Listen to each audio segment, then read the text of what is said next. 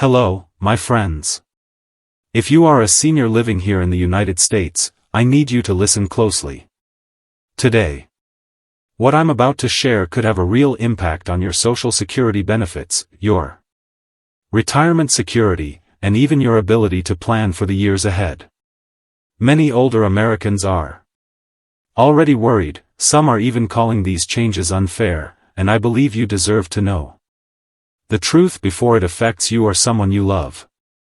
You see, Social Security is something you worked for your entire life. Every paycheck you earned, a portion went straight into that system. You didn't have a choice, you contributed faithfully, trusting that when you reached retirement, the system would take care of you. That's why it feels so personal when changes or sudden notices come in the mail, reducing your monthly check or demanding repayment for money you already spent in good faith. In this conversation, I'll explain exactly what's happening with Social Security, why so many seniors are calling it unfair, and, most importantly, what you can do to protect yourself if it happens to you. My goal is not to scare you, but to empower you, because knowing your rights and taking action quickly can make all the difference.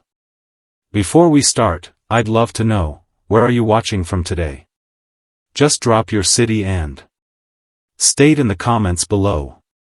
And if you've ever had an experience with Social Security, good or bad, feel free to share it too. Your story might help another senior who's going through the same thing. Point 1. The shocking change that sparked outrage. One of the biggest shocks many seniors in America are facing today is something called overpayment recovery. Now, that may sound like complicated government language, but let me explain it in simple terms.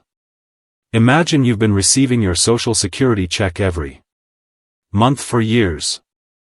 You trust the amount because, after all, it's the government sending it, and you assume the numbers are correct. You build your budget around it, you pay your rent, buy your groceries, cover your medical bills, and maybe even save a little. Then one day, out of nowhere, a letter arrives in the mail. That letter tells you that the Social Security Administration believes you were overpaid and now owe them money back. This is what has so many older Americans outraged. The problem is not that seniors are doing anything wrong. The problem is that the system itself often makes mistakes, whether it's miscalculating benefits, misreporting earnings, or making an error when switching someone from one type of benefit to another. But instead of the system owning up to its errors, the responsibility is pushed onto seniors. The government simply says, "You were overpaid, now you must pay us back." For many seniors, this doesn't just mean a one-time inconvenience. It can mean their monthly checks are suddenly cut down for years until the overpayment is recovered. In other cases, they are asked to repay thousands of dollars at once. And let's be honest, most retirees don't have that kind of money sitting around. These are people living carefully within their means, often just making ends meet, and now they are expected to return money they never even knew was a mistake. I've heard stories of seniors in their 70s and 80s receiving bills for $10,000, $15,000. Even more. These are people who did everything right. They worked hard, they filled out their forms honestly, and they trusted the numbers Social Security gave them. Yet years later, they're told the system made a mistake, and now it's their problem to fix. Imagine the fear and the stress of suddenly wondering how you'll pay for rent, medication, or food because your check is being reduced. That's why so many call it outrageous. It feels like the government is reaching into the pockets of the very people who trusted it most. And the worst part is, this problem is not rare. Tens of thousands of seniors across the country are dealing with these notices every year. It's not just about the money, it's about the broken trust and the unnecessary hardship it creates at a time when life should feel secure. Point 2. Why seniors call it theft. Let's talk about why so many older Americans use the word theft when they describe what's happening with these Social Security changes. The reason is simple: this money was never given to you as a gift. It's not charity, and it's not a handout. It is your money. For decades, every time you got a paycheck, money was taken out for Social Security. You didn't get a choice in the matter, it was automatic. You did your part, and you trusted that when the time came, the system would return those contributions to you in the form of monthly benefits. Now imagine, after a lifetime of paying in, you reach retirement and... Point 3. How this change creeps up on retirees. One of the most upsetting parts about these Social Security overpayment cases is how they sneak up on seniors without warning. You don't get a phone call months in advance, you don't get someone sitting down to explain what happened in plain English. Instead, you walk out to your mailbox one ordinary afternoon, pull out an official government envelope, and by the time you finish reading the letter inside, your heart is racing. The letter usually says something like this: "We have determined that you were overpaid in the amount of $6,732. Unless this is repaid, we will withhold your future benefits until the balance is satisfied." That's it. No explanation that makes sense, no gentle warning, just a cold statement that shakes the financial foundation you've been standing on. For many seniors, the first reaction is disbelief. Some even think the letter is a scam because it seems impossible that the government would suddenly demand repayment after faithfully sending checks for years. But sadly, it's real. The Social Security Administration has the legal power to demand repayment, and they use it. What makes it worse is the time pressure. You usually get only 30 days to respond if you want to appeal or ask for a waiver. If you don't act quickly, the government simply goes ahead and starts taking money from your check. And let's be honest, most seniors don't understand the confusing legal language in these letters. They reference regulations, codes, and policies that even attorneys sometimes need time to unpack. So when an 80-year-old widow opens that letter, how is she supposed to figure out exactly what happened, let alone how to fix it within 30 days? That's why so many seniors feel blindsided. It's not just the financial hit, it's the way it arrives, suddenly, without warning, in language that feels intimidating and impossible to challenge. You sit there at your kitchen table with the letter in your hand, wondering, how did they come up with this number? What did I supposedly do wrong? And why is it my responsibility to pay for their mistake? And here's the emotional reality: this usually happens late in life, sometimes to people in their 80s or even 90s. At that age, you should feel secure. You should be able to trust that your retirement income is steady. But instead, you feel a cloud of uncertainty hanging over every check, every month, never knowing if the amount you're counting on is really yours to keep. That constant fear eats away at peace of mind, and that's why this issue is so devastating. Point 4. The legal reality behind these adjustments. Now let's pull back the curtain and talk about the legal side of this issue, because it's important for every senior to understand what authority the Social Security Administration claims to have, and what rights you still hold. Here's the plain truth: under federal law, the SSA is legally allowed to go back and reclaim what it calls overpayments.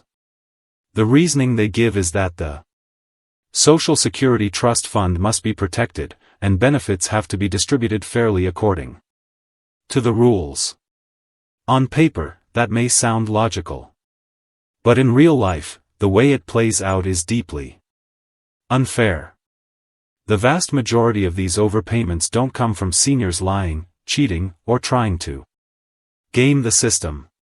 They happen because of government mistakes, misapplied formulas, outdated computer systems, income data that wasn't updated on time, or miscalculations when someone switches from one benefit to another, like spousal benefits to retirement benefits.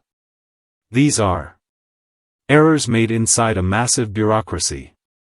But instead of fixing their system, the SSA shifts the blame to seniors and demands repayment.